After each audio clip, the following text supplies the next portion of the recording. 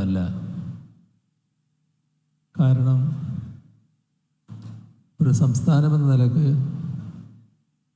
നല്ല നിലക്ക് പുരോഗതി നേടാൻ നമുക്ക് കഴിഞ്ഞിട്ടുണ്ട്. പക്ഷേ ആ പുരോഗതി അതേ നിലയിലല്ല പ്രതിഫലിക്കുന്നത്. ഇപ്പോൾ നമ്മുടെ കേരളത്തിൻ്റെ ആഭ്യന്തര വളർച്ചാ നിരക്ക് 2016 നിന്ന് ഇതേവരെയുള്ളതെടുത്താൽ 8% വളർച്ചാ നിരക്ക് നേടാൻ നമുക്ക് കഴിഞ്ഞിട്ടുണ്ട്. സാധാരണഗതിയിൽ നല്ല തോതിലുള്ള വളർച്ചയാണ് നമുക്ക് നേടാനായത്. ഇതേ നിലയിൽ തന്നെ തനത് വരുമാനം പരിശോധിച്ചാൽ കേരളത്തിൻ്റെ തനത് വരുമാനം 2016 നിന്നും ഭീമമായ തോതിൽ വർദ്ധിപ്പിക്കാൻ നമുക്ക് കഴിഞ്ഞിരിക്കുന്നു. 41% വർധനവാണ് കേരളത്തിന് നേടാൻ കഴിഞ്ഞത്. ഇത് ചെറിയ വർധനവല്ല എന്ന് ആ ശതമാനത്തിൻ്റെ വലുപ്പത്തിലൂടെ തന്നെ നമുക്ക് ഏവർക്കും മനസ്സിലാക്കാൻ കഴിയുന്നതാണ്. അതേപോലെ തന്നെ നമ്മുടെ നാടിൻ്റെ മൊത്തം ആഭ്യന്തര ഉൽപ്പാദനം 2016 5 ലക്ഷത്തിൽ പരം കോടി രൂപയുടേതായിരുന്നു. അതിപ്പോൾ 10 ലക്ഷത്തിൽ പരം കോടി രൂപയുടേതാക്കി മാറ്റാൻ നമ്മുടെ നാടിന് കഴിഞ്ഞു. അപ്പോൾ നല്ല വർധനവാണ് അതിലും ഉണ്ടാക്കാനായത്. പ്രതിശീർഷ വരുമാനം രാജ്യത്ത് നല്ല തോതിൽ വർദ്ധിപ്പിച്ച അപൂർവ സംസ്ഥാനങ്ങളേ ഉള്ളൂ. ആ അപൂർവ സംസ്ഥാനങ്ങളിൽ ഒന്ന് കേരളമാണ്. നല്ല വർധനവ് ആ മേഖലയിൽ നേടാൻ നമുക്ക് കഴിഞ്ഞു. ഇവിടെ 2016 1,48,000 രൂപയായിരുന്നു പ്രതിശീർഷ വരുമാനം. ഇപ്പോഴത് 2,28,000 രൂപയാക്കി വർദ്ധിപ്പിക്കാൻ നമുക്ക് കഴിഞ്ഞു.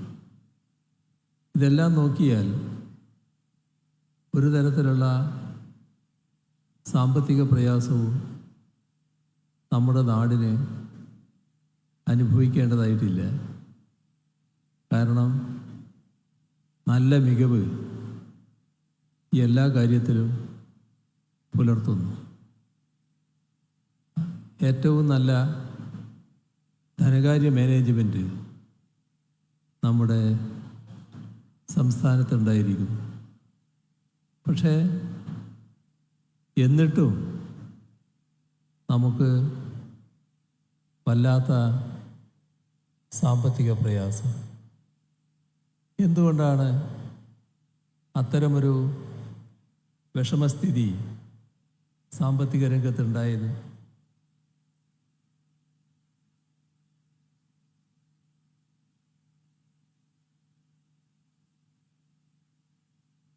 ഈ കണക്കുകൾ വെച്ചാൽ അങ്ങനൊരു സാമ്പത്തിക പ്രയാസം നാം അനുഭവിക്കേണ്ടതില്ല.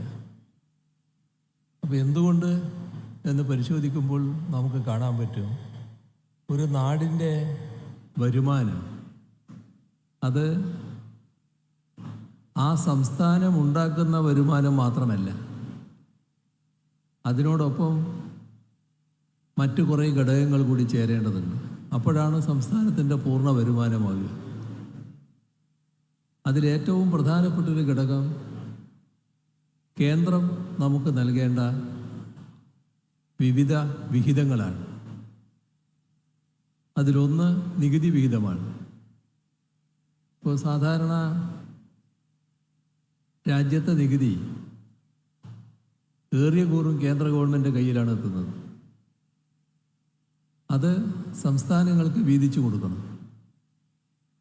ആ വീതിച്ചു കൊടുക്കലിന് സാധാരണ ഒരു മാനദണ്ഡം, സുതാര്യതയൊക്കെ പാലിക്കണം. ഇവിടെ ഒന്നുമില്ല, ഒരു സുതാര്യതയുമില്ല. എത്രയാണ് മൊത്തം നികുതി വരുമാനം പറയുന്നില്ല. എന്താണ് വിഹിതം നിശ്ചയിക്കുന്നതിന് സ്വീകരിച്ച മാനദണ്ഡം പറയുന്നില്ല. തോന്നിയ പോലെ ചെയ്യാണ്. അങ്ങനെ വരുമ്പോഴുള്ള സൗകര്യം എന്താ? വേണ്ടപ്പെട്ടവർക്ക് വാരിക്കോരി കൊടുക്കും. നമുക്ക് കേരളത്തിന് വലിയ കുറവ്. ഇതൊരു ഭാഗം. റവന്യൂ കമ്മി ഗ്രാൻറ്റ്, അതിലും ഇതേ നില. നമ്മുടെ വിഹിതം വല്ലാതെ കുറച്ചു. ഇത്തരം കാര്യങ്ങളിൽ ധനകാര്യ കമ്മീഷനുകളെ കേന്ദ്ര ഗവൺമെൻറ് കടുത്ത സമ്മർദ്ദത്തിലാക്കുന്നു. കേന്ദ്ര ഗവൺമെൻറ് ആഗ്രഹിക്കുന്ന തരത്തിൽ കാര്യങ്ങൾ എത്തിക്കുന്നതിനാണ് അവർ ശ്രമിക്കുന്നത്. ഇപ്പോൾ നമ്മുടെ കയ്യിലെത്തേണ്ട തുകയിലാണ് വലിയ കുറവ് ഇതിൻ്റെ ഭാഗമായി വരുന്നത്. ഇത് ഇവിടെ കൊണ്ട് അവസാനിക്കുന്നില്ല. പിന്നൊരു ഭാഗമുള്ളത് കേന്ദ്രവും സംസ്ഥാനവും കൂടി നടപ്പാക്കുന്ന പദ്ധതിയുണ്ട്. ആ പദ്ധതി സാധാരണ നിലക്ക് സംസ്ഥാനമാദ്യം ചെലവിടും. കേന്ദ്രവിഹിതം അടക്കം സംസ്ഥാനം ചെലവിടും. ചെലവിട്ടതിന് ശേഷം കേന്ദ്രവിഹിതം കേന്ദ്രത്തിൽ നിന്ന് വാങ്ങും. ഇതാണ് സാധാരണ രീതി. പക്ഷേ ആ കേന്ദ്രവിഹിതം തരുന്നില്ല. ചെറിയ തുകയല്ല, വലിയ തുക തന്നെ തരാതിരിക്കുകയാണ്. അപ്പോൾ നമ്മൾ ചെലവിട്ട് കഴിഞ്ഞു. കേന്ദ്രത്തിന് വേണ്ടിയാണ് ചെലവിട്ടത്. സംസ്ഥാനത്തിൻ്റെ ഭാഗം ചെലവിടുന്നു. കേന്ദ്രവിഹിതവും കൊടുത്തല്ലോ. ആ പണം തരാൻ ബാക്കി എത്ര വരും? അത് 5000-ൽ പരം കോടി രൂപ നമ്മുടെ സംസ്ഥാനത്തിന് കിട്ടാൻ ബാക്കി. ഇതുകൊണ്ടും തീരുന്നില്ല. സംസ്ഥാനത്തിൻ്റെ വരുമാനമെന്ന് പറയുമ്പോൾ ആ വരുമാനത്തിൽ സംസ്ഥാനത്തിൻ്റെ വികസന ആവശ്യങ്ങൾക്ക് വേണ്ടി കടമെടുക്കേണ്ടി വരും. ആ വായ്പയും ഈ വരുമാന പരിധിയിൽപ്പെടും. വായ്പയെടുക്കൽ സംസ്ഥാനത്തിൻ്റെ അധികാര പരിധിയിൽപ്പെട്ടതാണ്. നമ്മുടെ ഭരണഘടന തന്നെ ആ കാര്യം വ്യക്തമാക്കുന്നുണ്ട്. സംസ്ഥാനത്തിൻ്റെ സാമ്പത്തിക ഭദ്രത ഉറപ്പുവരുത്തൽ സംസ്ഥാനത്തിൻ്റെ ചുമതലയാണ്. അപ്പോൾ അതിൻ്റെ മറ്റ് നടപടികൾ സംസ്ഥാനം തന്നെയാണ് സ്വീകരിക്കേണ്ടത്. അതുകൊണ്ടാണ് നിയമസഭ ഒരു നിയമം പാസ്സാക്കിയത്. അത് ഭരണഘടന നൽകുന്ന അധികാരത്തിൻ്റെ ഭാഗമായാണ്. എത്ര കടമെടുക്കാം എന്നടക്കം അതിന് നിശ്ചയിക്കുക. പക്ഷേ കേന്ദ്ര ഗവൺമെൻറ് ഭരണഘടനാ വിരുദ്ധമായി ഇടപെടുക. കേന്ദ്ര ഗവൺമെൻറ് സംസ്ഥാനത്തോട് പറയാണ്, നിങ്ങൾ ഈ അധികാരം പ്രയോഗിക്കാൻ പാടില്ല. കടമെടുപ്പ് പരിധി ഞങ്ങൾ നിശ്ചയിക്കും. തീർത്തും നിയമവിരുദ്ധമായ നീക്കമാണത്. അവർ നിശ്ചയിക്കുന്നു. നിശ്ചയിച്ച പരിധി വലിയ കുറവ്. അപ്പോൾ ആ നിശ്ചയിച്ച പരിധി അനുസരിച്ച് മാത്രമേ കടമെടുക്കാൻ പറ്റൂ. അപ്പോൾ നമ്മുടെ കയ്യിൽ ആ ഇനത്തിൽ കിട്ടേണ്ട തുകയിൽ വലിയ കുറവ് ഉണ്ടാകുന്നു. ഇത് ചെയ്യാൻ പാടില്ലാത്ത കാര്യമാണ്. ഇത് മാത്രമല്ല, ഈ പരിധി കുറച്ച് ആ കുറഞ്ഞ പരിധിയിലുള്ള വായ്പയും മുഴുവനായിട്ട് എടുക്കാൻ പറ്റില്ല. പുതിയ വ്യവസ്ഥ വരികയാണ്. കിഫ്ബി എടുക്കുന്ന വായ്പ നിങ്ങളുടെ കടപരിധിയിൽപ്പെടുത്തും. കിഫ്ബി എന്നത് ഇന്ത്യ ഗവൺമെൻറ് കീഴിലുള്ള നാഷണൽ ഹൈവേ അതോറിറ്റിയുടെ അതേ രീതിയിലുള്ളൊരു സ്ഥാപനമാണ്. നാഷണൽ ഹൈവേ അതോറിറ്റി വായ്പ എടുക്കുന്നുണ്ട്. ഇന്ത്യ ഗവൺമെൻറ് വായ്പയായിട്ടത് കണക്കുകൂട്ടുന്നില്ല. നിരവധി സ്ഥാപനങ്ങൾ ഇന്ത്യ ഗവൺമെൻറ് കീഴിലുണ്ട്. ആ വായ്പയൊന്നും ഇന്ത്യ ഗവൺമെൻറ് വായ്പയല്ല. അതെന്താണെന്ന് ചോദിച്ചാൽ ഞങ്ങൾക്കതാകാം, നിങ്ങൾക്ക് പറ്റില്ല എന്നാണ് കേന്ദ്ര ഗവൺമെൻറ് ന്യായം. ഒറ്റ ഉദ്ദേശമേ അതിനുള്ളൂ. കിഫ്ബി മുഖേന ഇപ്പോൾ ഇതേവരെ എടുത്താൽ 83,000 കോടി രൂപയുടെ വികസന പദ്ധതികളാണ് നാം ഏറ്റെടുത്തിരിക്കുന്നത്. അങ്ങനെ നാട് വികസിക്കണ്ട എന്ന സമീപനമാണ് ഈ പുതിയ വ്യവസ്ഥയിൽ കാണാൻ കഴിയുന്നത്.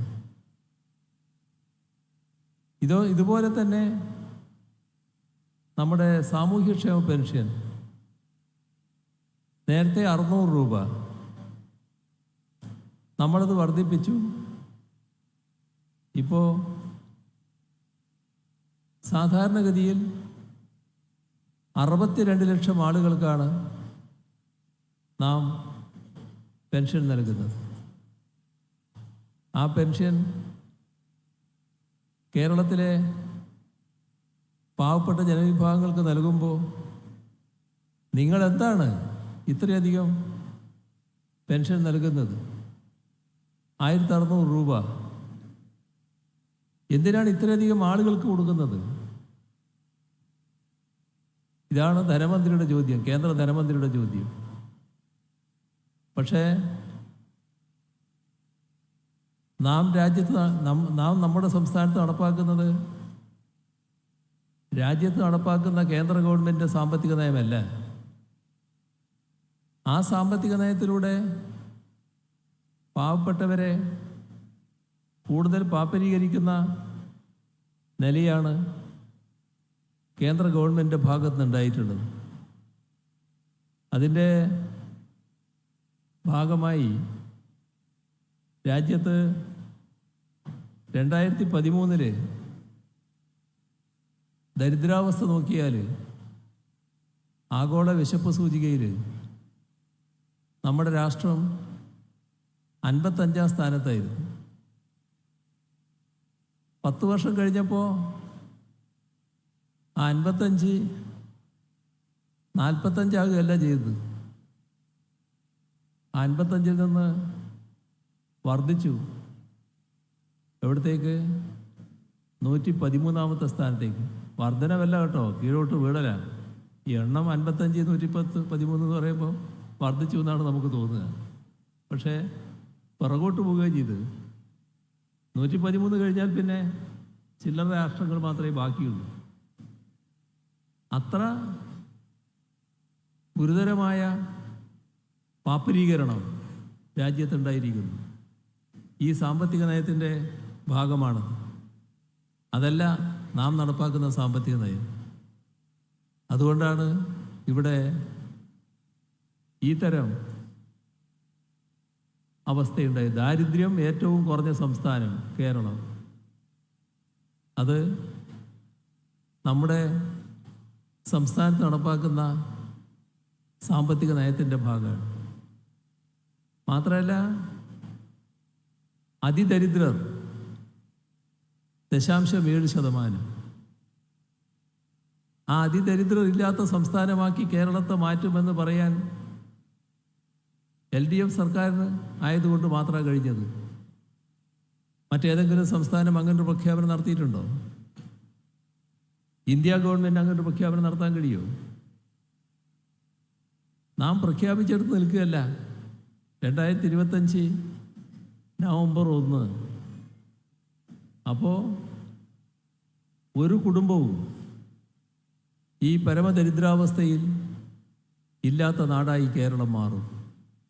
അവിടത്തേക്കാണ് നമ്മൾ നീങ്ങിക്കൊണ്ടിരിക്കുന്നത്. ആ പെൻഷൻ ഈ പെൻഷൻ കൊടുക്കുന്നത് നാട്ടിൽ വലിയ തോതിൽ സഹായകരമാവുകയാണ്. അതിനോട് കേന്ദ്ര ഗവൺമെൻറ് വിയോജിപ്പുണ്ട്. അതിൻ്റെ ഭാഗമായാണ്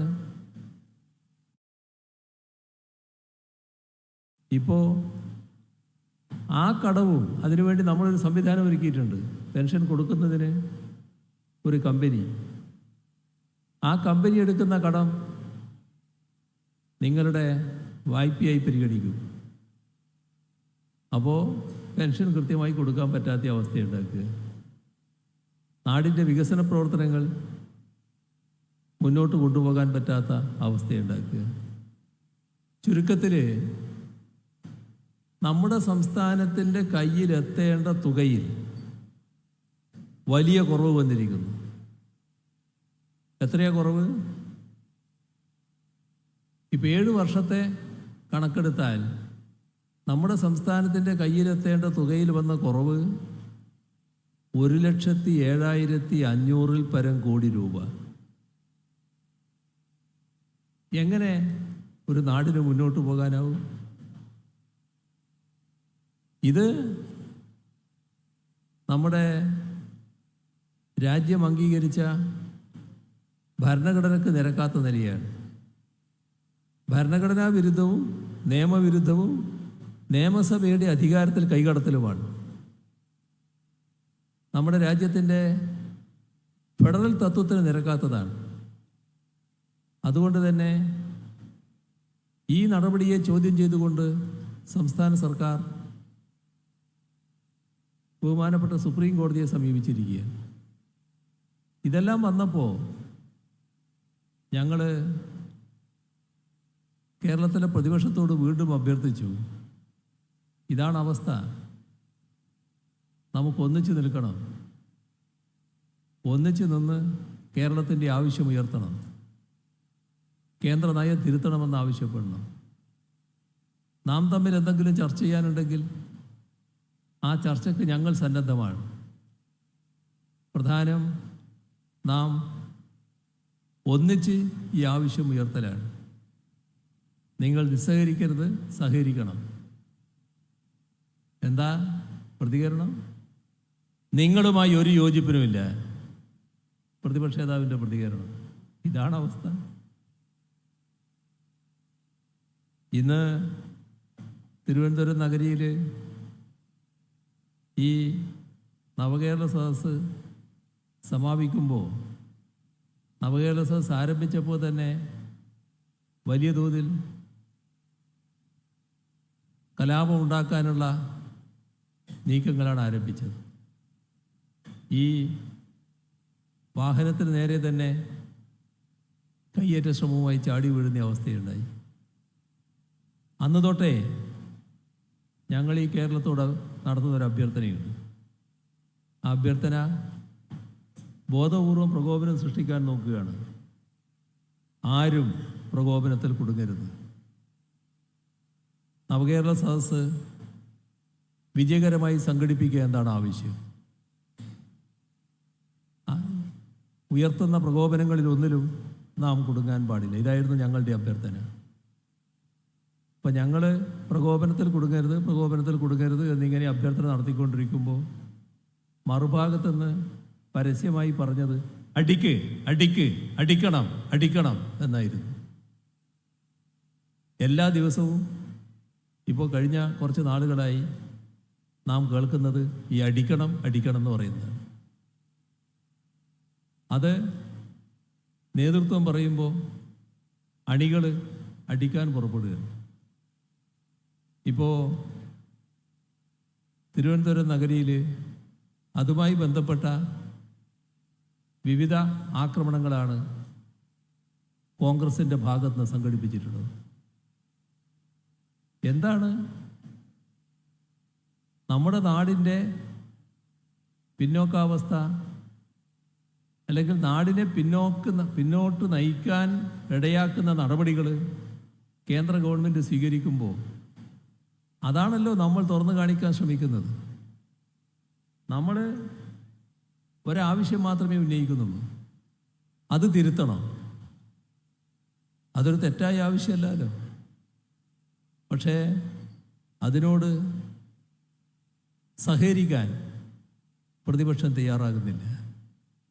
അതിൻ്റെ ഭാഗമായാണ് ഇതിൻ്റെ ബഹിഷ്കരണത്തിനപ്പുറം സദസ്സുമായി സഹകരിക്കുന്നവർക്ക് നേരെയുള്ള ആക്രമണവും എല്ലാം ആരംഭിച്ചിട്ടുണ്ട്. പക്ഷേ ജനങ്ങൾ പൂർണ്ണമായി എന്താണോ ഈ സദസ്സിൻ്റെ ഉദ്ദേശം അതതിൻ്റെ എല്ലാ അർത്ഥത്തിലും ഉൾക്കൊണ്ടിരിക്കുന്നു. അതുകൊണ്ടാണ് നവകേരള സദസ്സിൽ ജനസഹസ്രങ്ങൾ ഒഴുകിയെത്തുന്നത്. ആ നവകേരള സദസ്സിൻ്റെ ഭാഗമാകുന്ന ജനങ്ങളാകെ സർക്കാർ നൽകുന്നൊരു സന്ദേശമുണ്ട്. നിങ്ങൾ ധൈര്യമായി മുന്നോട്ട് പോയിക്കോ, ഞങ്ങൾ കൂടെയുണ്ട്, ഞങ്ങൾക്ക് അത് മതി, നന്ദി നന്ദി എന്ന് മാത്രം പറഞ്ഞുകൊണ്ട് അവസാനിപ്പിക്കുന്നു. നിങ്ങൾക്ക് എൻ്റെ അഭിവാദ്യങ്ങൾ.